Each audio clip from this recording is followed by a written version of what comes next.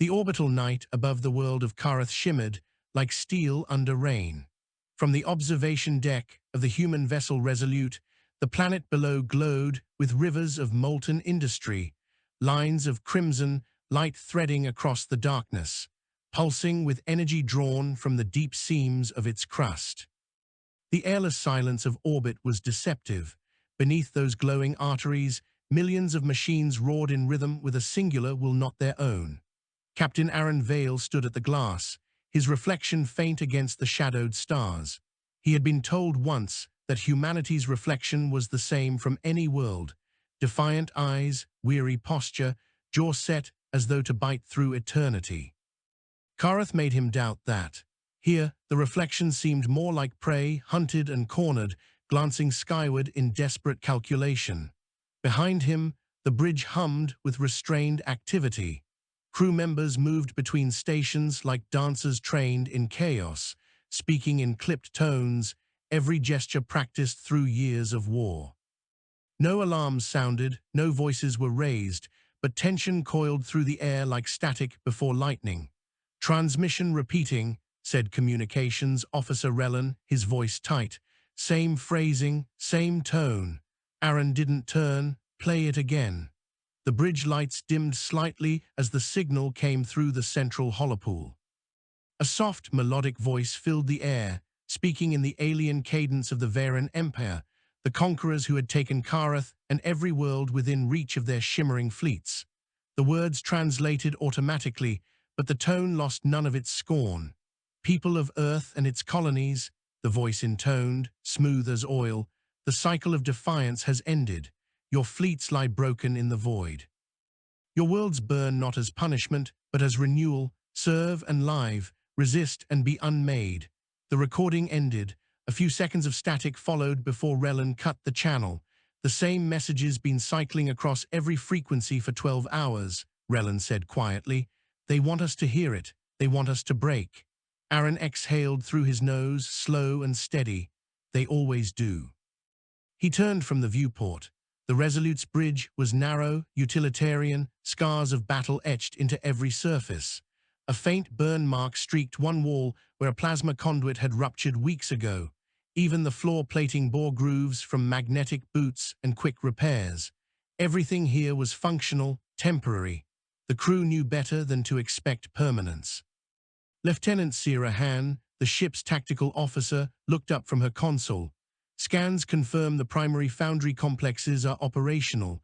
The Veyrans are converting Kareth's crust into weapon feedstock, mass drivers, hull plating, energy conduits. They're turning the whole planet into a forge." Aron nodded. "And the resistance?" Sierra hesitated. "They're alive, barely." Transmission fragments from the southern hemisphere suggest the Veyrans are executing mass relocations. They're dividing the population into work camps. A murmur passed through the crew. No one cursed, no one shouted. It was too familiar a horror. The Veyrans had come from the void beyond mapped space 2 decades ago, radiant ships of glass and living light, wielding weapons that bent gravity like clay. They spoke of unity, of civilization's elevation, and brought annihilation in the same breath. The first human colonies that resisted vanished beneath precision orbital bombardments that melted continents. The ones that surrendered lived on as slaves within glittering cities built on the bones of their ancestors. Aron had fought them for 15 years. He had lost more battles than he'd won, but humanity's talent had never been in victory. It was in survival. He leaned over Sierra's shoulder. "Show me the northern hemisphere." The holopool shifted, showing a sweep of terrain, burned forests, fractured mountain chains, black veins of infrastructure stretching toward a central nexus, a vast circular construct glowing blue against the planetary dark. "What is that?" Aron asked. "Primary command hub," Sierra replied. "It wasn't there 2 months ago. Whatever they're building, it's feeding power straight into orbit." Aron's jaw tightened. "An ascension ring," Sierra nodded grimly. "If they complete it, they'll link it to their void conduits. It'll mean permanent control of the system. No one gets in or out." Silence fell across the bridge. The unspoken truth was clear. Once the ring was active, Kareth would be lost forever. Aron turned to his crew. Options, Relan spoke first. Direct assault suicide. Orbital guns would vaporize us before we cleared the magnetosphere. Sierra added, even if we could get through, we don't have the ordnance to damage a structure that size. It's shielded by atmospheric displacement fields. Aron's eyes drifted toward the holographic planet, watching its faint blue light pulse. Then we don't attack the ring, we attack what powers it. Sierra frowned. The planetary conduits, they're buried deep, hundreds of kilometers down. Not all of them, Aron said. The primary relay runs through the equatorial belt. The Veyrans routed it along tectonic fault lines to stabilize their field generators. If we breach that relay, we can destabilize the entire energy network. Which would cause, Relan prompted. A planetary reaction, Aron finished. Every fusion core, every plasma channel, they'd cascade into overload. The ring would tear itself apart before it could ignite. Sierra stared at him. That would kill millions of civilians still on the surface.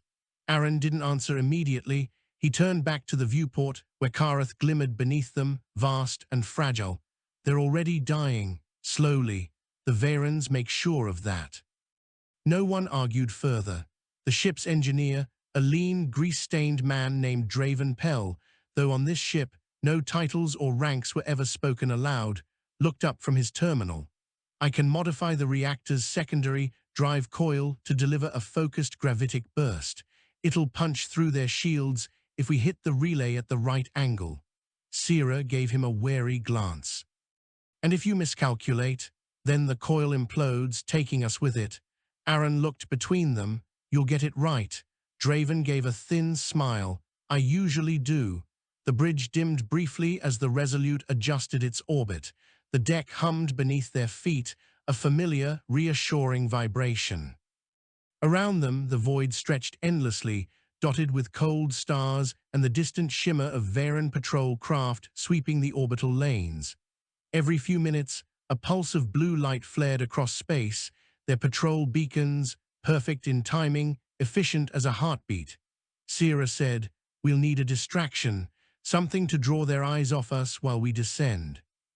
Relan replied, "The resistance could help if we can reach them, but comms interference from the ring field is strong." "Then we'll punch through," Aron said. "Open a narrowband transmission encrypted on legacy Terran code." Relan hesitated. "Old code's obsolete, they'll hear it. I'm counting on that." Relan raised an eyebrow but obeyed. A few seconds later, static filled the bridge, followed by a faint, broken voice.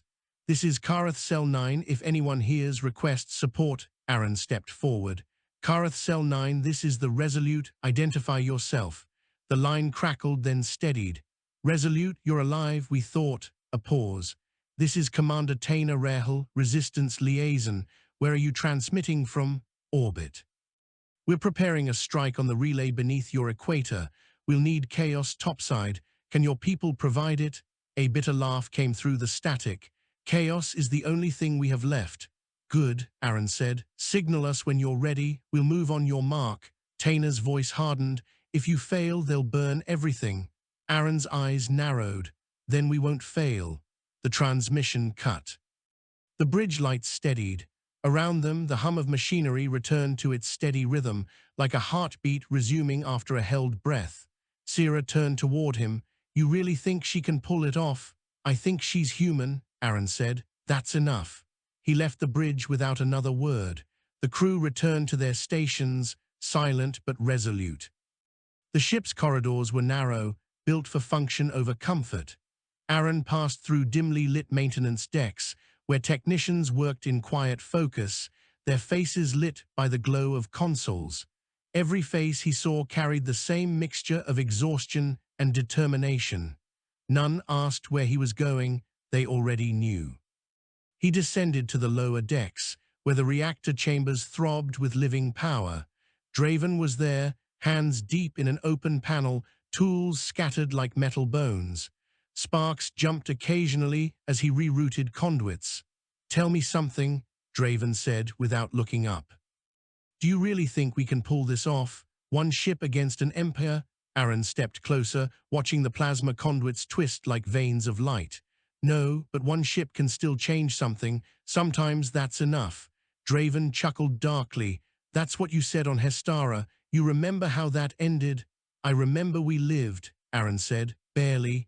That's still living. Draven sealed the panel with a hiss. You know you'd make a decent philosopher if you weren't so intent on dying. Aron smirked faintly. And you'd make a decent pessimist if you weren't so good at saving us.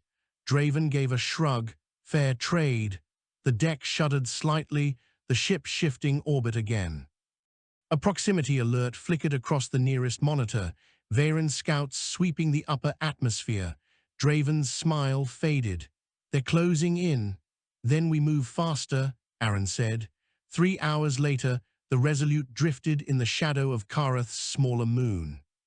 The planet below loomed vast and luminous, its surface streaked with bright fractures where plasma conduits pulsed like arteries of a wounded beast. The command ring near the equator gleamed like a crown of glass and fire. Resistance forces report activity in multiple sectors, Sierra said from her console. Explosions across the capital complex. They've drawn Veyran garrisons out of position. Aron nodded. That's our window, bring us in. Engines flared.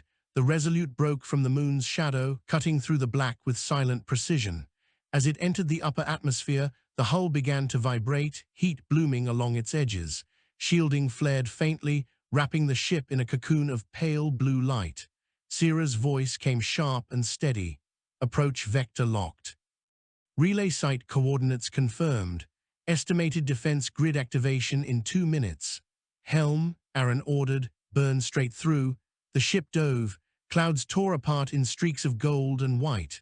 Lightning flashed around them, drawn by the electromagnetic wake. Below, vast metallic plains stretched to the horizon, dotted with towers that pulsed like beating hearts. The relay complex lay ahead, a crater of machinery, kilometers wide, surrounded by glowing energy fields. Defense grid coming online, Sierra called. Multiple signatures, plasma turrets, drone wings. Engage countermeasures, Aron said. Flak detonations rippled through the sky. Plasma bolts lanced upward, slamming against the Resolute's shields with blinding light. The hull screamed under pressure. On the bridge, the crew moved in perfect rhythm, shields adjusting, weapons firing in return. Streams of kinetic fire tore through the drones, scattering them in bursts of molten debris. 30 seconds to target, Sierra shouted. Aron's hand tightened on the command rail. Draven, prepare the coil. In sequence, came the reply through the intercom. Charging now, the deck thrummed with rising power. Lights dimmed. A low hum filled the air, deep enough to vibrate bone. The holopool flared with readings, energy spiking beyond safety limits. Firing window in 10 seconds, Draven's voice strained. After that, the coil melts. Helm, Aron said, voice like iron. Align the shot. The planet roared beneath them. The relay site's shields shimmered, rippling like water as it drew energy from the core. The Resolute cut through the chaos, its hull battered but unbroken. Now, Aron commanded. Draven's voice roared through the speakers. Firing, a blinding spear of white light erupted from the Resolute's underbelly, slicing through the atmosphere. It struck the relay hub dead center. For a heartbeat, nothing happened. Then the world screamed. A wave of energy burst outward, tearing through the clouds. The ground convulsed. Massive fissures split the crust as the relay's containment field collapsed. Blue fire surged from the ruptured conduits, racing along the fault lines toward the equator. Energy cascade confirmed, Sierra shouted over the alarms. It's spreading across the grid. Aron watched the holographic readouts bloom with expanding heat signatures. Get us clear. The ship's engines flared to full power. The Resolute clawed its way back toward orbit, shaking violently as shockwaves buffeted the hull. Below them, the planet's equator burned like a ring of lightning, arcs of plasma ripping through the sky. The Veyran command ring shuddered, its graceful symmetry fracturing under the stress. Field destabilizing, Sierra said. They're losing control. Good, Aron said. Let them watch what humans do when we're cornered. The command ring exploded. A sphere of white light bloomed outward, devouring everything in its path. The blast expanded until it reached the edge of the atmosphere, scattering debris into orbit like shattered gemstones. For a moment, the entire planet shone brighter than the sun. The Resolute burst from the blast wave, hull scorched, systems screaming. The crew held fast as alarms blared, but when the light faded, the planet below was no longer blue. It was red and broken, its surface molten and wild, the Veyran structures obliterated. Silence filled the bridge. Sierra whispered, "We did it." Aron stared at the dying world. "We gave them their freedom." Relan turned, voice hushed. "And us?" Aron looked to the stars. "We keep going. As long as one of us breathes, the fight isn't over." Outside, fragments of the Veyran ring drifted through the void, glowing faintly as they fell into Karath's new inferno.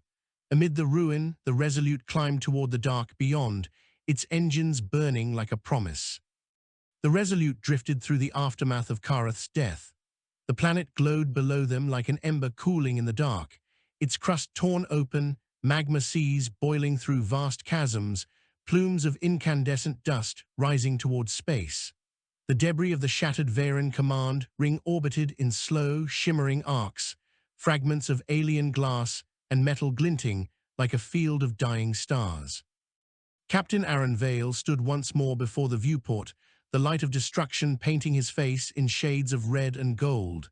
His reflection was faint, but his eyes were bright. Karath's end was both victory and requiem. Humanity had saved it by destroying it, a grim paradox. They had become far too skilled at surviving. Behind him, the ship was a wound barely held together.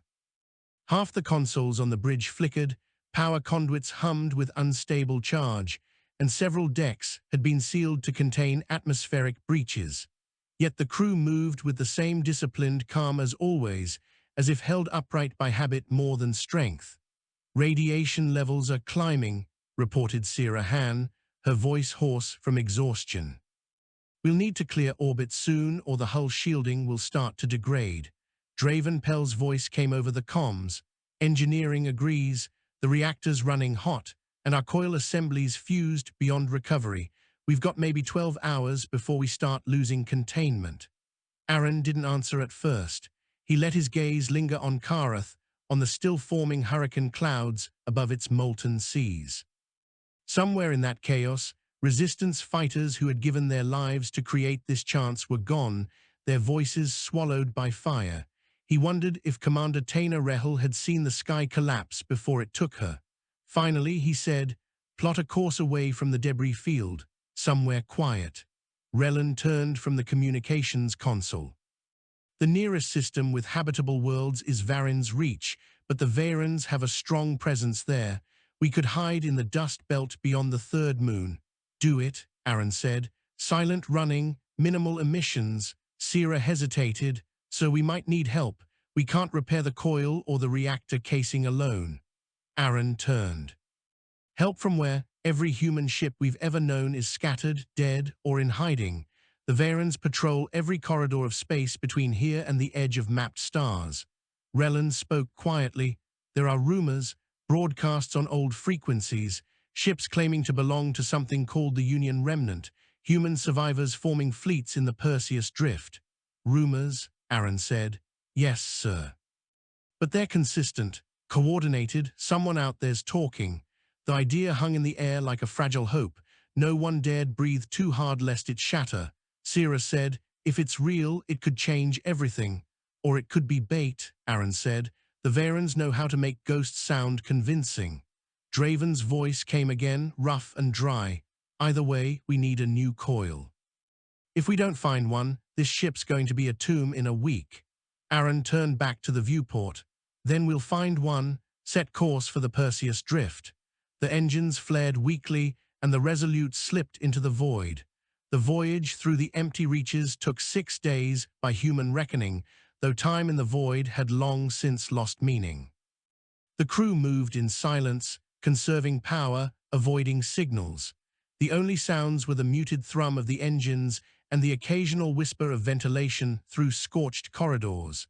They lived by routine, repairing, recalibrating, rationing, and resting in the dark. Aron slept little.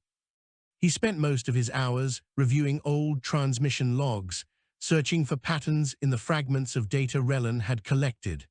The messages were all faint and broken, carried on outdated frequencies that most modern systems had abandoned centuries ago. One night cycle, Sierra found him in the chart room, surrounded by hollow projections of star maps. She lingered at the door for a moment before stepping closer. "You haven't rested in 40 hours, she said. "I'll sleep when we find them. If they exist," she said softly. Aron adjusted a projection. "They exist. These transmissions use ancient encryption keys that predate the fall of Earth's first defense network. No Veyran could fabricate that." Sierra folded her arms. "Even if they're real, what if they've become something else? You know what years of running and losing do to people." "Yes," Aron said quietly, "I do." She hesitated, then asked, "Why do you keep fighting, Aron, after all these years?" He looked up at her. His expression was unreadable. "Because the Veyrans believe they've already won, and I can't stand the thought of them being right." Sierra's gaze softened. "That's not strategy, that's vengeance." "Maybe, but vengeance has kept humanity alive longer than peace ever did." She wanted to argue, but there was nothing to say. She turned and left him to his stars. On the 6th day, they found the signal. Relan's console lit up with a burst of coded noise, followed by a pulse that repeated every 70 seconds. The tone was rhythmic, deliberate, not random. Aron was on the bridge within seconds. "Origin? Unknown," Relan said. "Signal triangulates somewhere within the Perseus drift, but the interference is insane. The drift's full of magnetic storms." "Decrypt it," Aron said. "I'm trying, it's not standard Union code." "Wait, there's an embedded frequency sweep. Looks like it's scanning for response." "Respond," Aron ordered. "On what frequency?" "All of them." The bridge fell silent. Relan hesitated only a heartbeat before transmitting a return pulse. For several minutes, nothing happened. Then the speakers filled with static, followed by a voice, faint but unmistakably human. "Unidentified vessel, this is the freighter Arcline under command of Fleet Marshal Seren Kale. Identify yourself."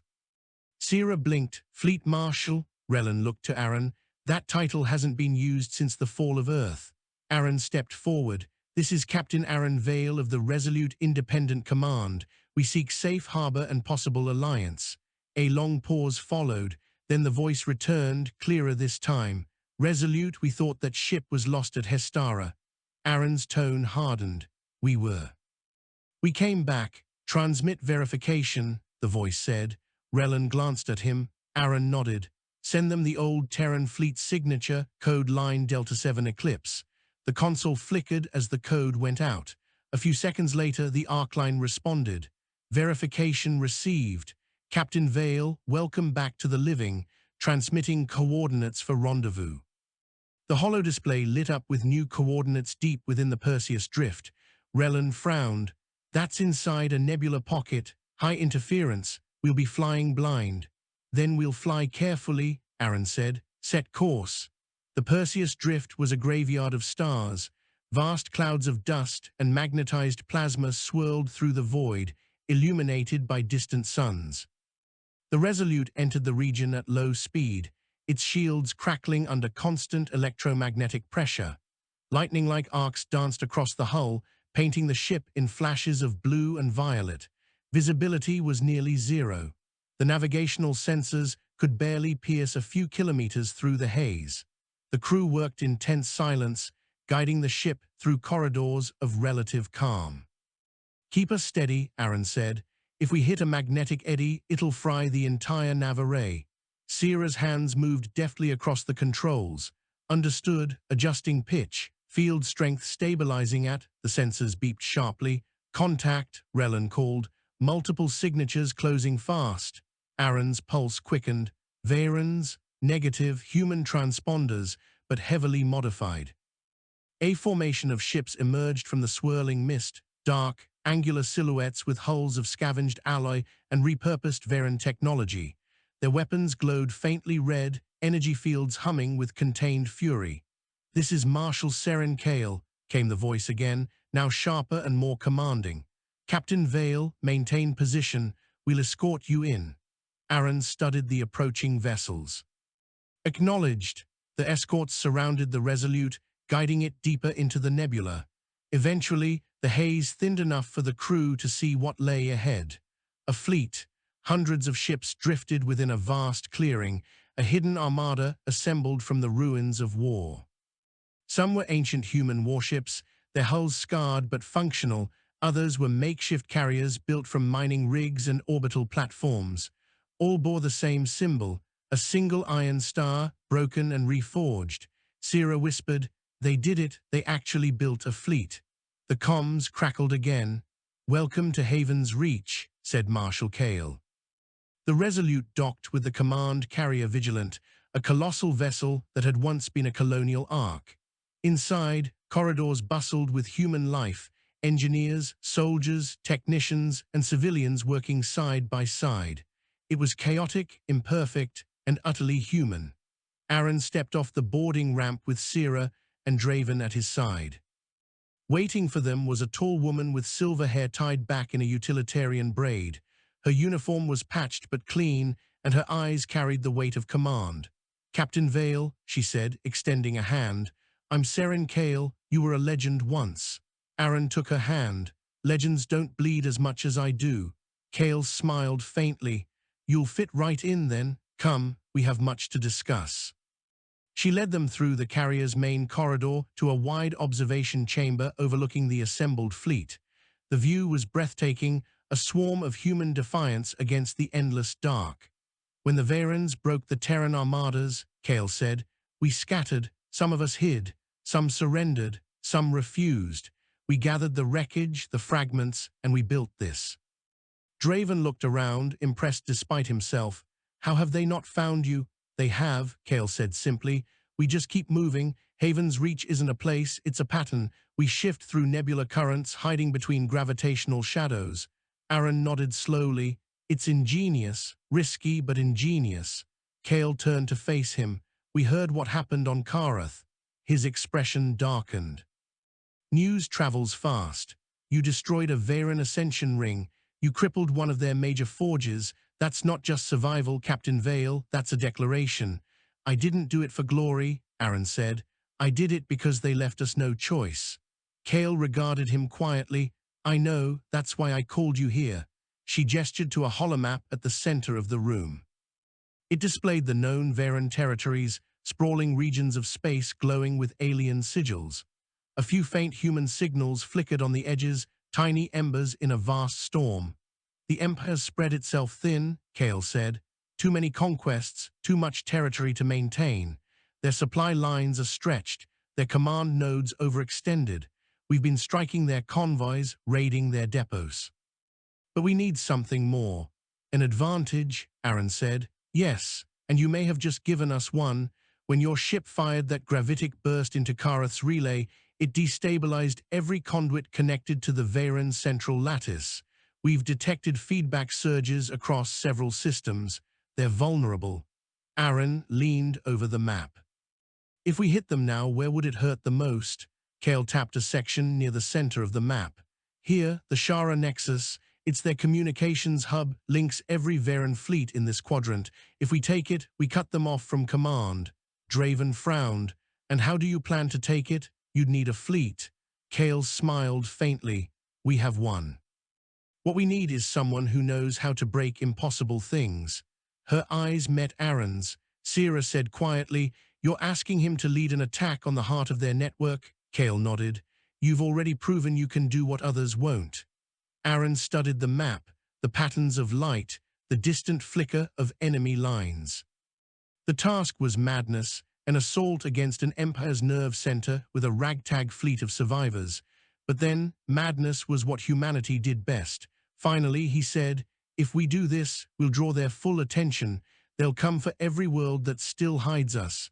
Kale's expression hardened. "They're coming anyway." Aron exhaled. "Then we make it worth their trouble." Later, as the fleet prepared for movement, Aron stood once more by the viewport, watching crews swarm over their ships. Welders sparked, engines roared, fighters launched and docked in perfect rhythm. It reminded him of the old stories, of Earth's final battles before the fall, the same desperation, the same stubborn hope. Sira approached quietly. They're calling it Operation Iron Sky, she said. Fitting, don't you think? Aron looked out at the fleet, at humanity's fractured, burning sky, and nodded. Let's make it mean something. The stars beyond seemed to flicker in response, as if the universe itself were holding its breath. The Resolute had never felt more alive or more fragile.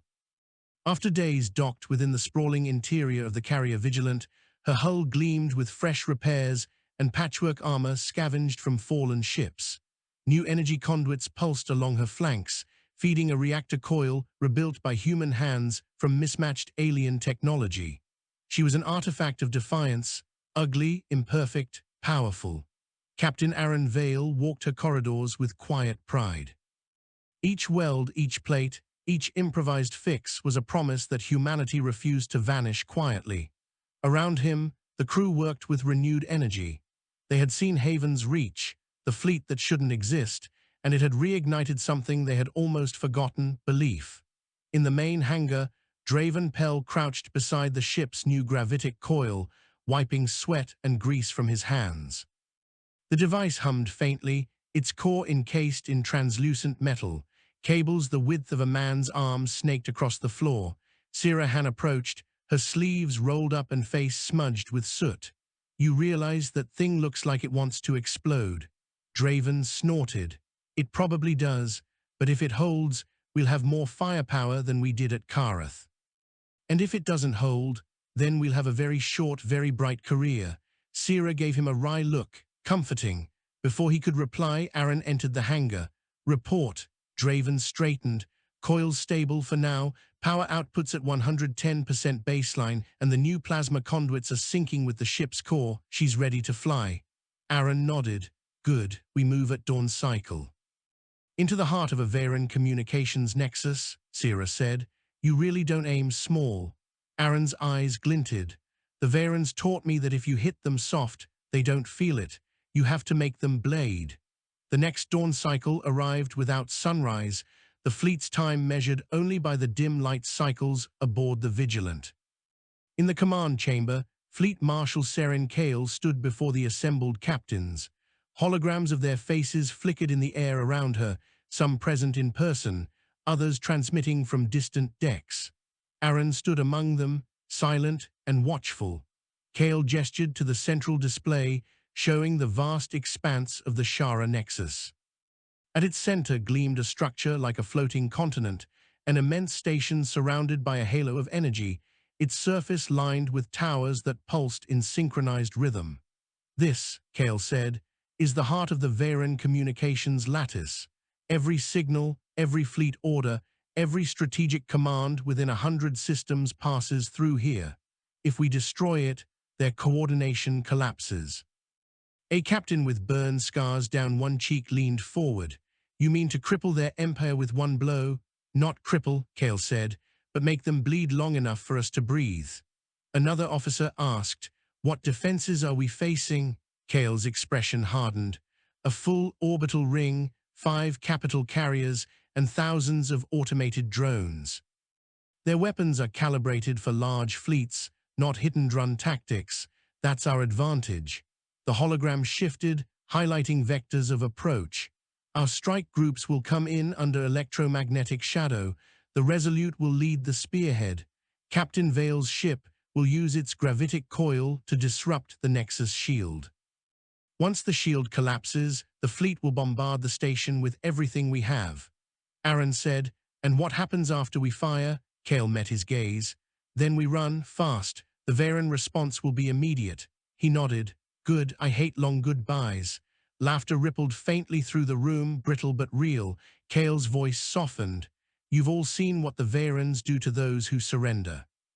You've seen the worlds they hollow out and fill with silence. We can't undo what's been lost, but we can make sure humanity's story doesn't end in submission. Not today. The captains rose. No one saluted.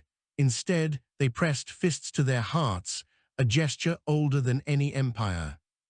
Hours later, the Resolute departed the carrier's shadow, flanked by 3 escort ships, the Harrow, the Veilcutter, and the Asterion. Their drives burned dim blue against the vast dark as they accelerated toward the edge of the nebula. Beyond it lay the open void and the Shara Nexus. Inside the ship, the crew moved like parts of a living organism. Relan monitored comms, Sira ran tactical projections, Draven oversaw reactor output. Aron sat in the command chair, watching the stars drift past.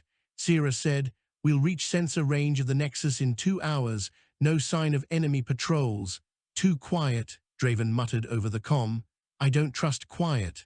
Aron agreed silently. The Veyrans were methodical hunters. They didn't make mistakes. If there was quiet, it was because they wanted someone to walk into it. He leaned forward. "Relan, keep a passive scan running, no active pings. If they can't see us yet, let's keep it that way." "Aye, Captain." They reached the edge of the Nexus's territory under the cover of drifting dust fields.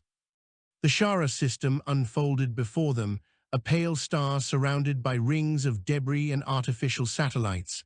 At its center loomed the Nexus itself, a massive hexagonal platform encircled by luminous threads of energy that shimmered like spider silk. "By the void," Sira whispered. "It's beautiful." Aron stared at it. "That's what makes them dangerous." Relan read from his console. "Detecting wide-spectrum transmissions across the system. They're coordinating fleet movements, planetary communications, even atmospheric controls on occupied worlds. Everything runs through this." "Then we cut the cord," Aron said. "Bring us in closer." The escorts followed in tight formation. Their drives dimmed to near invisibility as they drifted through the outer debris. On the main display, arcs of energy rippled around the Nexus, defensive fields overlapping in perfect precision. "Draven," Aron said, "how long to charge the coil?" 20 minutes at full power, but once it's active, the Veyrans will sense the distortion." Aron nodded. "Then make it count." Minutes passed in tense silence. The ship glided through the shadow of shattered satellites, their surfaces etched with alien runes. The hum of the reactor deepened as Draven fed power into the gravitic coil. Sira's hands hovered over the tactical console. "Enemy movement detected. Patrol wing on intercept vector. They've seen us." "Helm," Aron said. "Evasive pattern delta." The ship banked hard, engines flaring. Plasma fire streaked past the hull, slicing through space like blue lightning. The escorts responded in kind, releasing volleys of kinetic rounds that shredded the lead Veyran fighters. "Coil at 70%, Draven called. "I need more time." "Buy it," Aron ordered. The Resolute dove through the wreckage of an orbital fragment, twisting between shards of metal glowing from laser strikes. One of the escorts, the Veil Cutter, took a hit to its aft engines and spiraled out of formation, trailing fire. "Veil Cutter reports catastrophic damage," Relan said. "They're staying behind to cover us." Aron's jaw clenched. They knew the cost. Keep us on course. Outside, the stars flickered with weapons fire. Human ships fought in scattered bursts of violence against waves of Veyran interceptors. Every explosion painted the void with brief light before fading into cold darkness. Draven shouted, "Coil at full charge." "Fire," Aron said. The gravitic coil discharged with a thunderclap that vibrated through every deck. A beam of warped light erupted from the Resolute, twisting space itself. It struck the Nexus's outer shield, and for a moment the barrier held. Then it cracked. Energy rippled across the station's surface, cascading in brilliant arcs. The entire structure flickered like a wounded sun. "Shield destabilizing," Sira cried. "It's working." "All ships," Aron said into the comm. "Target the core. Fire everything you have," the fleet answered. Missiles, plasma bolts, and gravitic bursts converged on the Nexus. Explosions tore across its hull, ripping through towers and conduits. The great halo of light shattered, fragments spinning away like dying comets. Then came the retaliation. Veyran capital ships emerged from hyperspatial folds around the station, vast leviathans of black crystal and living flame. Their weapons lit the void in sheets of energy that swept across the human formation. 2 cruisers vanished in seconds. The Harrow's port side disintegrated under plasma lance. "Fall back," Kale's voice thundered across the comms. "All ships retreat to Rally Point Gamma," but Aron didn't move. His gaze was fixed on the Nexus, still burning but alive. "Captain," Sierra shouted. "Orders." Aron's voice was quiet, cold. "We finished the job." Draven's voice crackled through the comm. "The coil's overheated. If we fire again, it'll tear us apart. Then we die doing something that matters," Aron said. "Charge it." Sierra stared at him, eyes wide. "Aron, charge it." The coil screamed as it drew power, the ship trembling under the strain. The deck lights flickered, panels bursting with sparks. The air filled with the metallic tang of ozone and heat. "Target the Nexus core," Aron said. Sierra's hands shook as she locked the coordinates. "Ready, fire." The Resolute unleashed its final shot, a torrent of warped gravity that pierced the Nexus dead center. The station convulsed. Light exploded outward, cascading through the network in a storm of broken code and collapsing energy. One by one, the Veyrans ships faltered as their command links shattered. Their weapons flickered, targeting systems dying mid-battle. "It's collapsing," Rellan shouted. "They've lost coordination. Pull us out," Aron said. The Resolute turned sharply, engines flaring as it fled the dying station. Behind them, the Nexus tore itself apart, fragments spiraling into the star below. The explosion bloomed like a supernova, lighting the entire system. The fleet limped away, those few ships that remained. The Harrow was gone. The Veilcutter had vanished into fire. Only a handful of human vessels survived to regroup in the shadow of a dead moon. Hours later, the remnants of Haven's Reach gathered their wounded. Fires burned in docking bays. Medics worked in silence. The cost was staggering, but so was the victory. Fleet Marshal Kale stood beside Aron in the observation chamber, watching the distant glow of the destroyed Nexus. "You did it," she said softly. "You cut their nerve." Aron's face was lined with exhaustion. "And we lost half the fleet." Kale nodded. "War doesn't balance the scales, Captain. It just breaks them." He turned to her. "What now?" "We rebuild. We move again before they find us. The Veyrans will be blind for a time, but not forever." Aron looked out at the stars, where fragments of the Nexus drifted like ashes. "They'll come for us with everything they have."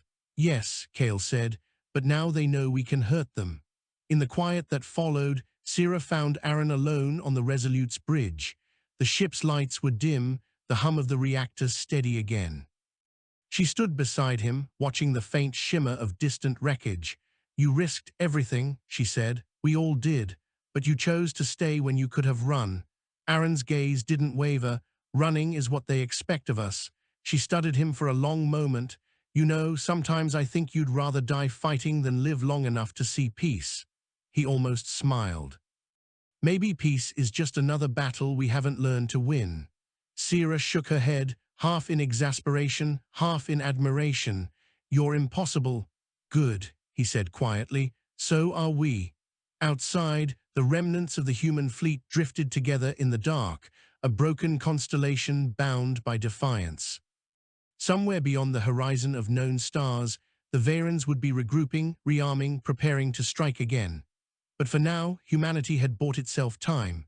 Time to breathe, time to build, time to hope. And under the cold, unending stars, the fire of old Earth still burned. The human fleet drifted at the edge of the Lyra's expanse, a field of shattered planets, dust, and electromagnetic storms. It was a place so volatile that even Veyran patrols avoided it, which made it perfect for the wounded to hide. What remained of Haven's Reach had regrouped there, battered but unbroken. The Resolute hung in orbit over a fragment of world no larger than a city. Its crust was scarred by ancient bombardment, its air thick with static haze. Below, fires from crash sites burned dull orange against the dark. The cost of the Shara strike was written across every broken hull and every missing call sign. Captain Aron Vale stood at the observation deck, watching storm lightning ripple through the clouds below. His reflection stared back at him in the glass, a gaunt figure with sleepless eyes. His uniform was scorched, torn at the collar. He hadn't changed since the battle. Behind him, the lift opened. Draven Pell stepped out, limping slightly, a bandage wrapped around his thigh. "Still standing," Draven said, leaning on the rail. "Didn't expect that." Aron didn't look away from the storm. "You should be resting." "I tried." The medics kept arguing about who gets the last dose of nanofluid.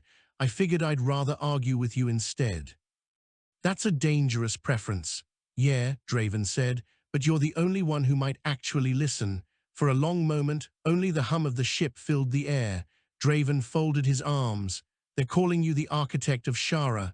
Aron's expression didn't change. That's not a title I want. Doesn't matter what you want. They think we won, that we finally hurt the Veyrans. We did hurt them, Aron said quietly, but we didn't kill them, and when they come back, they won't underestimate us again. Draven studied him. You sound like someone planning to fight alone. Aron finally turned to face him. If I have to, Draven sighed. You really believe we can win this war? I believe we can make them fear us, Aron said, and fear is the first step toward defeat. Elsewhere aboard the Resolute, Sirahan stood in the medical bay, surrounded by the hum of diagnostic equipment and the low moans of the injured. Rows of stretchers lined the walls. Some of the wounded were barely conscious, their bodies wrapped in biogel and bandages. A young medic approached her. Lieutenant, we've done all we can for the forward crew. We are out of plasma stabilizers. Sira clenched her fists. Use the reserves from engineering. We already did. Her voice softened.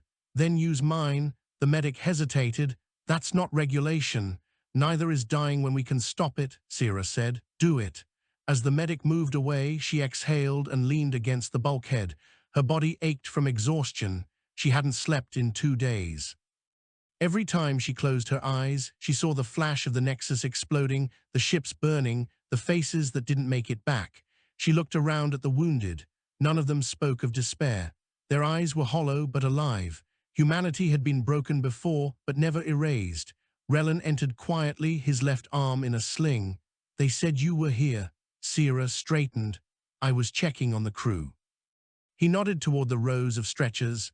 You're not fooling anyone, you're checking on yourself. She gave a faint, humorless smile. You always did know how to ruin my pretense. He tilted his head. Someone has to. Captain wants a briefing in 10. He says we've got new orders. Already? Apparently, the fleet marshal thinks we can still move. I think she's half right. The briefing room aboard the Vigilant was smaller now. Part of the command deck had been sealed off after a reactor surge. The captains gathered once more, their numbers fewer, their faces harder. Fleet Marshal Seren Kale stood before them, her posture rigid but her voice steady. Our strike at Shara has changed everything. Veyran fleets across the sector have fallen into chaos. Entire systems are offline. We've seen rebellion on occupied worlds for the first time in years. A murmur rippled through the room. Hope and disbelief mingled in equal measure. Kale continued, but we cannot rest. The Veyrans are regrouping faster than expected. Their command core on Seravin Prime is broadcasting new directives. We believe they're building a replacement for the Nexus. If they succeed, our advantage is gone, Aron said. Then we stop them before they finish. Kale met his gaze. Exactly. Intelligence from the Asterians suggests the construction site lies deep within the Maelstrom Rift. The Rift's electromagnetic fields are lethal to most ships, but the Resolute's new coil gives you a chance. Draven frowned. You want us to fly into a death storm. Kale's lips curved faintly. You've done worse. Another captain spoke up. You can't be serious. Half our ships can barely sustain a hyperspace jump. If we lose the Resolute, we lose the fleet's edge. Kale turned toward Aron. Captain Vale, what's your assessment? Aron didn't hesitate. If they rebuild the Nexus, everything we've done means nothing. We go. Kale nodded once. Then you have your orders. You'll take a small task group, no more than 3 ships. Speed and stealth are your only protection. Find the site, destroy it. Sira leaned forward. And if it's a trap, Kale's expression hardened, then spring it on our terms. The Maelstrom Rift was not a place of natural law. It was a storm of magnetic tides and fractured gravity, the remains of a star that had torn itself apart eons ago. Energy arcs spiraled across its surface like the veins of a living beast. Ships entering its field risked being torn into atoms. The Resolute led the formation, its hull wrapped in distortion fields powered by the gravitic coil. The Asterian and the Harrow's wake followed close behind. The rift glowed ahead of them, an ocean of shifting light and thunder. Entering the outer field, Relan said, instruments are unreliable, gravity fluctuating between 0.8 and 2.4 standard. Draven muttered, feels like flying through a blender made of lightning. Hold formation, Aron said. The coil will stabilize our path. The ship plunged into the storm. Colors bled across the viewport, violet, silver, black. Waves of plasma rolled across their shields. The hull creaked under the pressure of distorted space. Reading multiple energy signatures ahead, Sierra said. Could be debris, could be mines. Mark them, Aron replied. Helm, adjust trajectory by 3 degrees. As they advanced, shapes began to emerge within the storm, structures of dark metal anchored to invisible fields. Towers, platforms, conduits. The Veyrans were building something immense in the heart of chaos.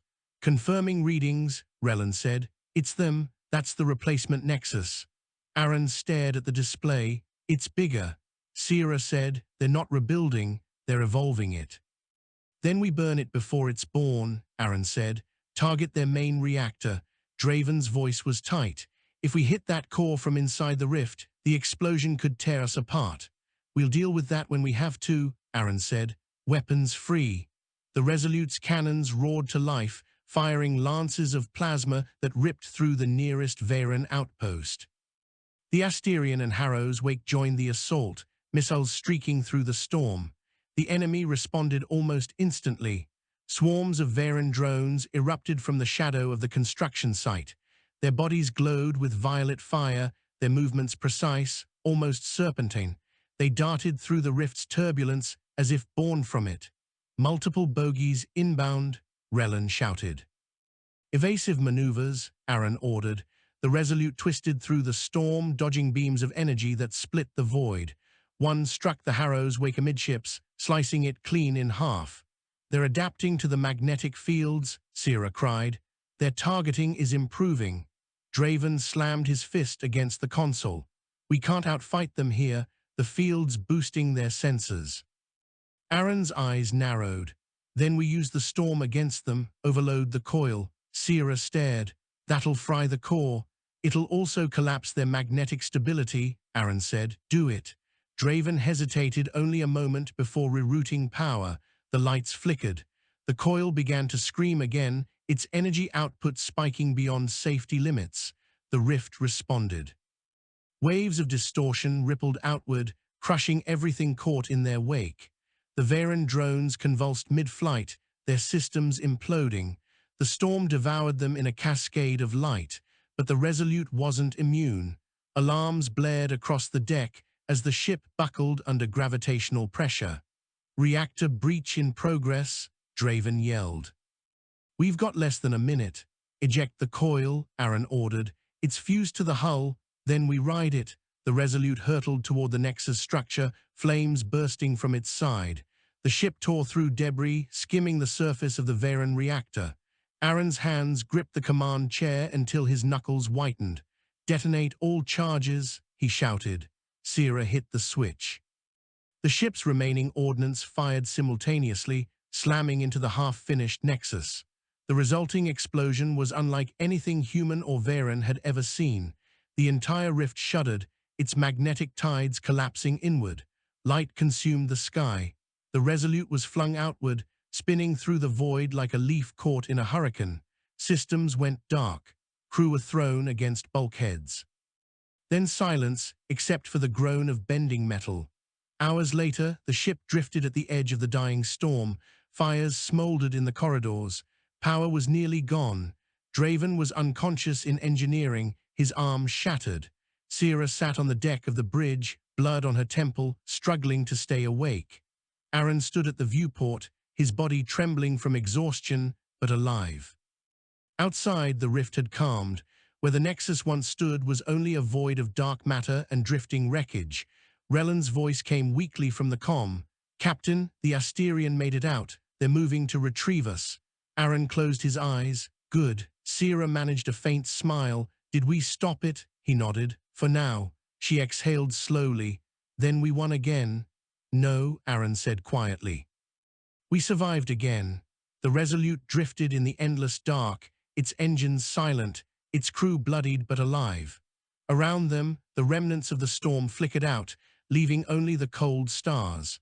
And though their ship was dying, the human spirit aboard it burned brighter than any sun. The Resolute drifted for days through the ruins of the Maelstrom Rift. The engines were dead, the hull was fractured, and power came only from the dying hum of auxiliary cells. Every sound echoed through the ship like a heartbeat inside a coffin. Captain Aron Vale spent most of those days awake. Sleep came in fragments, chased away by the endless static hum of the wounded vessel. He prowled her dark corridors like a restless ghost, checking compartments by hand, listening to the faint crackle of burning circuits and the sigh of recycled air. The ship had always been a patchwork of old and new, human ingenuity welded onto stolen alien technology. Now she was more ghost than machine. Her decks sloped slightly where structural integrity fields had failed. Bulkheads wept condensation. Still she lived, and as long as she lived, so did they. Sierra Han woke on the med bay floor. She had fallen asleep in her chair again, a data pad clutched against her chest. When she stirred, the pad fell, scattering readings across the deck. Her head pounded, and her throat burned with thirst.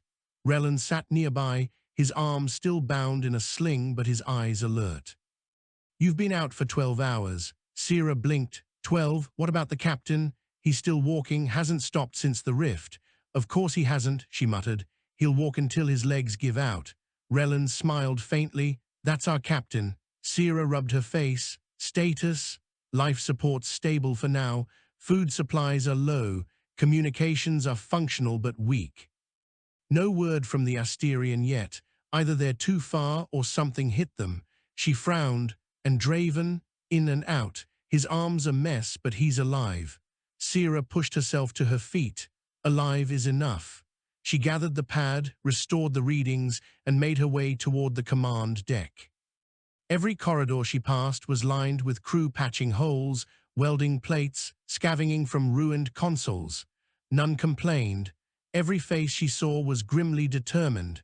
When she reached the bridge, Aron was standing before the shattered viewport, his silhouette framed against the fading glow of the rift. "You should rest," she said. He didn't turn. "The rift's collapse has altered nearby gravitational fields. We're drifting toward a cluster of debris from the old battles. You're still avoiding the obvious, which is," she crossed her arms, "you haven't slept since the explosion. You can't keep running on willpower alone."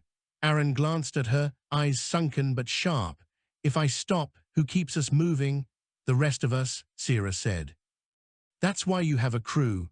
He looked away again. "A crew that keeps dying under my command."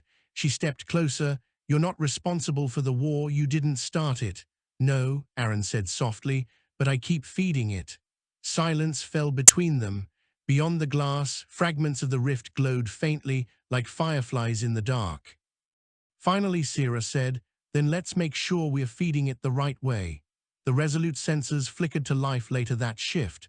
A faint transmission cut through the static, barely audible through the damaged receivers. Relan adjusted the gain until words emerged. "Light, anyone receiving this is Asterian. We found shelter. Coordinates 23 by," the signal cut. Sierra leaned over his shoulder. "Can we triangulate?" "Barely, somewhere near the edge of the Darson belt." Aron straightened. "That's within reach, plot a course." Relan hesitated. "Captain, we don't have propulsion. Even if we repair the drives, we'll burn through the last of our fuel." "Then we make it count," Aron said. "We find our people." Repairing the Resolute's engines was like performing surgery with a hammer. Draven Pell woke long enough to give instructions, but the actual labor fell to Sierra, Relan, and a half-dozen engineers working knee-deep in coolant fumes. Sierra worked until her vision blurred. The deck vibrated under her as power couplings reconnected. Sparks rained from open conduits. When the lights finally steadied, she exhaled in relief. "Try it," she called. Relan, standing at the console, activated the drives.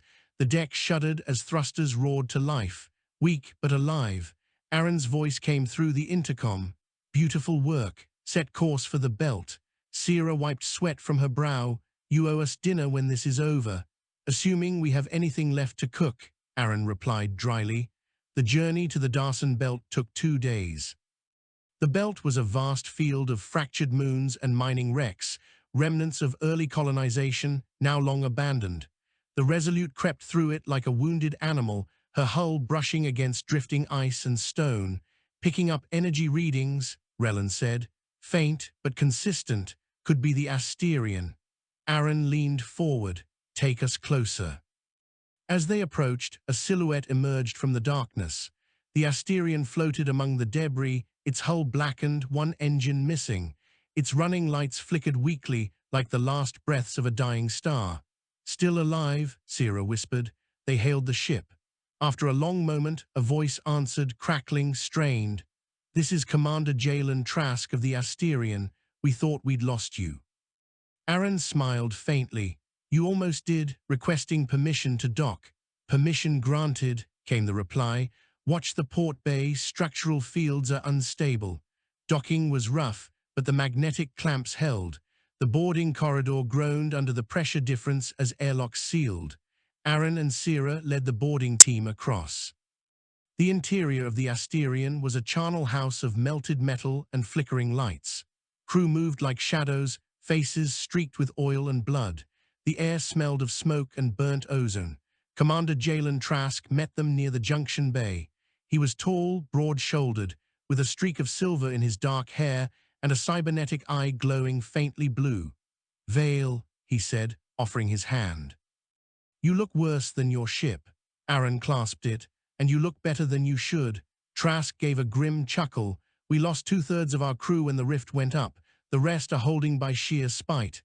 Spite's as good a fuel as any, Aron said. What's your status? Engines crippled, communications limited, but we've scavenged enough from the wreckage around us to patch together a relay. Fleet Marshal Kale's been trying to reach us.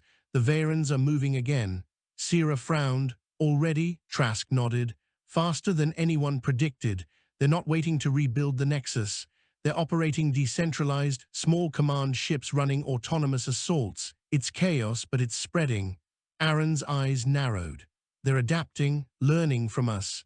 Exactly, Trask said. Kale wants to regroup at Haven's Reach and consolidate before they find us again. Aron glanced at Sierra. If we bring the Resolute and Asterian together, we can limp there, but we'll need to cross the Typhon corridor. It's Veyran territory. Trask's mouth twisted into a grin. Wouldn't be the first time we stole through their backyard. 3 days later, both ships were patched and fueled as best they could manage. They set course for the Typhon corridor, a long stretch of deep space littered with old battle wrecks and derelict satellites. The route was perilous, but it was the fastest way home. Inside the Resolute, the mood was taut. Every shadow felt like a threat. Every sensor ping could mean death. Relan's voice broke the tension. Multiple contacts, Veyran patrol, 2 frigates, 1 carrier. Sierra's hands moved across the console. They're blocking the corridor, we can't outrun them. Aron considered for only a moment. Then we don't run, we hit them head on. Relan stared. Captain, our ships are half dead. So are theirs, Aron said. They just don't know it yet. He opened the comm. Asterian, you reading? Trask's voice came through, loud and clear. We're making our stand. You take high orbit and flank their carrier, we'll draw their fire. A low laugh came over the channel. I was hoping you'd say that. The battle began in silence. The Resolute drifted toward the enemy formation, its engines burning faintly. When the first Veyran sensor locks appeared, Aron gave the word. Fire, the ship's cannons erupted, hurling plasma across the void. The lead Veyran frigate took the first salvo directly across its hull, its shields shattering. The Asterian came in from above, missiles streaking downward in a rain of light. The enemy responded with vicious precision. Energy beams slashed through the dark, carving molten scars into the Resolute's side. Alarms howled through the corridors. Port shields collapsing, Relan shouted. Redirect power from auxiliary, Sierra answered. Draven's voice crackled through the comm from engineering. I can give you 10% more output if I shut down life support. Do it, Aron said without hesitation. Moments later, the air grew thin and cold. Frost crept along the edges of consoles, but the shields brightened, holding under the next assault. The Veyran carrier loomed ahead, a monstrous shape of black glass and pulsing energy, its weapons charged. "Target the carrier's core," Aron ordered. "All guns." Sira hesitated. "Captain, we'll be inside their firing arc." "I know." The Resolute dove straight toward the carrier. Plasma fire rained down, slamming into the hull. The ship shook violently, panels burst, sparks cascaded from the ceiling. "Now," Aron shouted. Every weapon the Resolute possessed fired at once. The barrage ripped into the carrier's midsection, detonating its fuel cells. The explosion tore the ship apart in a storm of flame and debris. The shockwave hurled the Resolute end over end. Systems failed. Gravity flickered, the lights went out. When they came back on, the battlefield was quiet. The Veyran ships were gone, destroyed or fleeing. The Asterian limped back into formation, her hull scorched but intact. Sira stared at the display, disbelief and exhaustion mingling in her eyes. "We did it."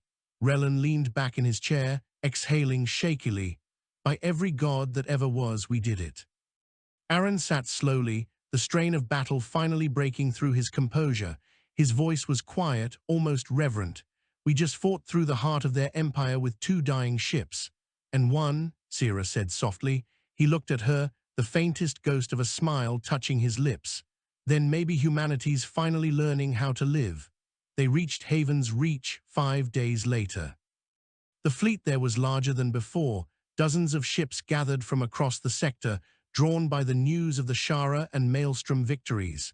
When the Resolute and Asterian arrived, the docking bays erupted in cheers. Fleet Marshal Kale met them in the command hangar. She looked at Aron, taking in the scars on his face and the wreckage behind him. "You did it again," she said softly. "You keep making miracles out of wrecks." Aron shook his head. "Not miracles, just people who refuse to die." Kale's gaze softened. "Then maybe that's the closest thing we have to a miracle." That night, for the first time in months, there was laughter in the fleet's halls. Music played over intercoms scavenged from old colonies. People shared food, stories, memories of a home few had ever seen. Aron stood apart from the crowd, watching. Sira joined him, a cup of clear liquid in her hand. "You should be celebrating," she said. "I am," he replied, quietly. She handed him the cup. "To the Resolute, may she never stop defying the odds." He raised it. "To everyone still breathing." They drank. For once, the taste wasn't bitter. Outside the hull, the stars burned bright over Haven's Reach. The war was far from over. Somewhere out there, the Veyrans were rebuilding, learning, evolving. But humanity had proven something greater than survival. They could fight. They could endure. They could win. And as long as one ship still flew, the iron sky would belong to them. The quiet after victory was something few in the fleet knew how to live with. Haven's Reach thrummed with noise now, welders repairing hulls, engines testing after months of silence, corridors filled with footsteps and voices. But beneath it all ran a strange current of unease. For the first time in years, humanity had no immediate enemy in front of its guns. That kind of stillness made soldiers restless. Captain Aron Vale walked through the outer docks of the Vigilant, hands clasped behind his back. The metal beneath his boots vibrated faintly with the energy of hundreds of ships humming together. Above him stretched the great dome of transparent alloy, through which the stars shone cold and distant. He paused beside a viewing platform overlooking the fleet. The Resolute sat docked near the edge, half her hull newly plated, still scarred from the Maelstrom rift. Her surface caught the distant light and glowed faintly red, like embers refusing to die. Sirahan approached quietly, holding a data slate under one arm. "The repair crews say she'll be flight-ready in another week," she said. "I told them you'd still try to leave early." Aron smiled faintly. "They're not wrong." She stood beside him, following his gaze. "You ever think about stopping?" "Every day," he said. "And every day the answer's the same." Sira tilted her head. "Which is, if we stop, we lose momentum, and momentum is all we have left." She studied him for a long moment. "You're afraid of what happens if the war ends." He didn't deny it. "War gives us purpose. Peace demands we remember who we are without it. I'm not sure we're ready." Sira leaned on the railing. "Maybe not, But if we never try, we'll fight forever. Then we make sure that when the fighting stops, Aron said, we've built something worth protecting. Fleet Marshal Seren Kale summoned the senior captains the next cycle. The briefing chamber was different now, less grim, more alive. The holographic displays showed expanding regions of human control, liberated colonies, resupply hubs, listening posts. For the first time since the Veyran invasion, the map of known space was no longer shrinking. Kale's voice carried the calm authority of someone who had waited years to say these words. We've confirmed it. The Veyrans have withdrawn from the outer sectors. Their fleets are in disarray. The command nodes that survived Shara and the Maelstrom are isolated. A murmur spread through the room. Aron said, "You're saying they're broken?" Kale's eyes hardened. "Wounded, not broken. Their nature doesn't allow surrender. When they fall back, it's to evolve. We don't know how long we have before they adapt again." Draven Pell, arm still in a sling, grease smudged across his uniform, spoke up from the back. "So we hunt them before they grow teeth again." Kale nodded. "Exactly, but not with brute force. We've won enough battles to learn that victory doesn't always mean destruction. Sometimes it means understanding." That earned her a few puzzled looks. Sierra frowned. "Understanding?" Kale tapped a control. The hologram shifted, displaying the fractured remnants of the Veyran Nexus network, thin lines of energy still pulsing faintly across the void. Every nexus we destroyed sent back signals, fragments of code we intercepted but couldn't translate. The Veyrans don't use language as we do. Their communication is a synthesis of logic and emotion woven together. It's possible they were trying to speak to us. Draven let out a low whistle. After everything they've done, that's a hell of a time to start talking. Kale's gaze turned to Aron.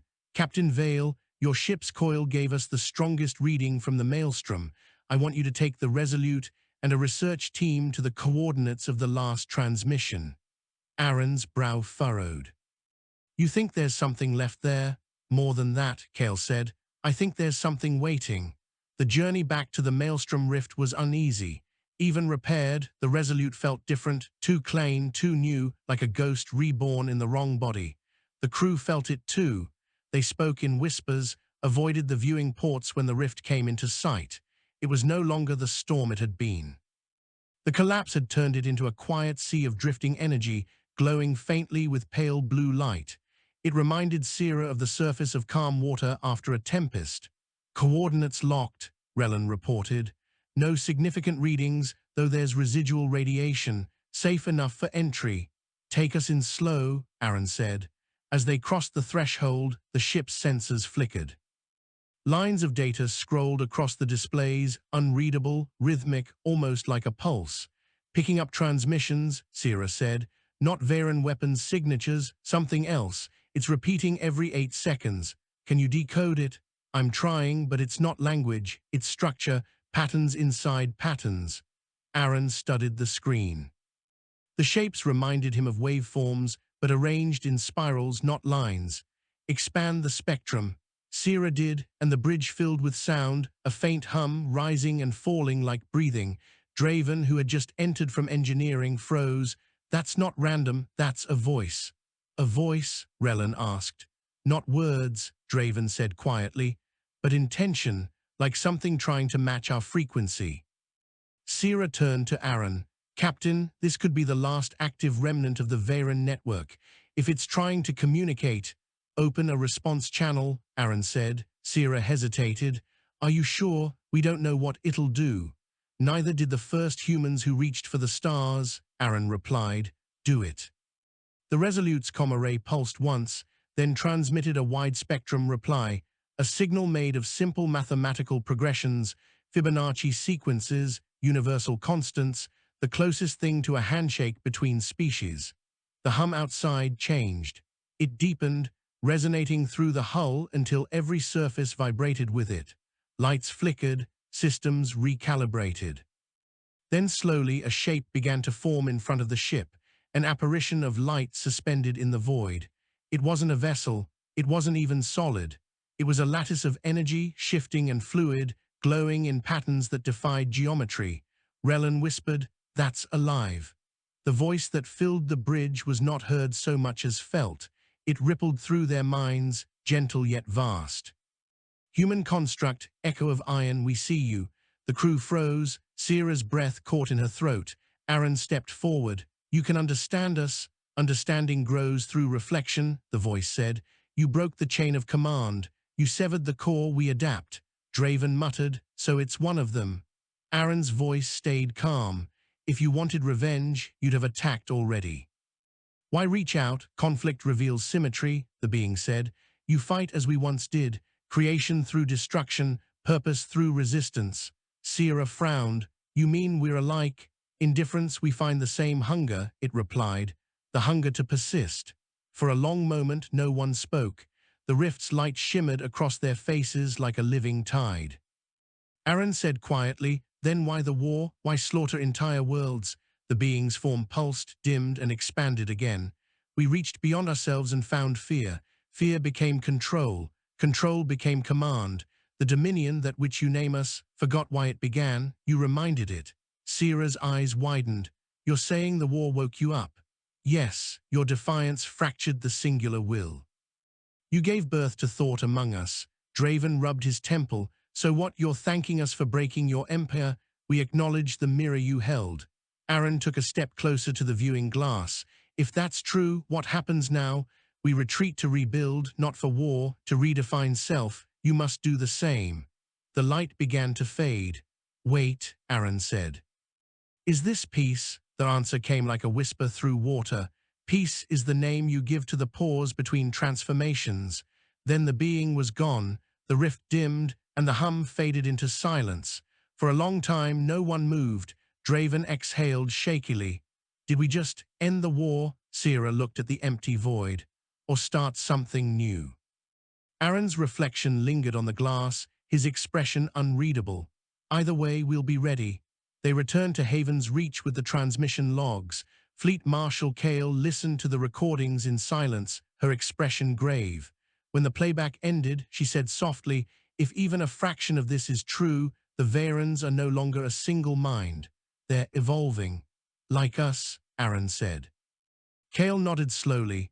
Perhaps evolution is the only universal language. What will you tell the fleet? Sierra asked. The truth, Kale said, that we fought a war and in doing so changed the enemy and ourselves. Draven gave a crooked grin. You think anyone will believe that? Kale looked out at the gathered ships beyond the viewport. They'll believe what keeps them going. Maybe that's enough. Months passed. The fleet rebuilt, not as a desperate armada, but as something new, a confederation of worlds united by survival and discovery. Ships once designed for war were refitted for exploration.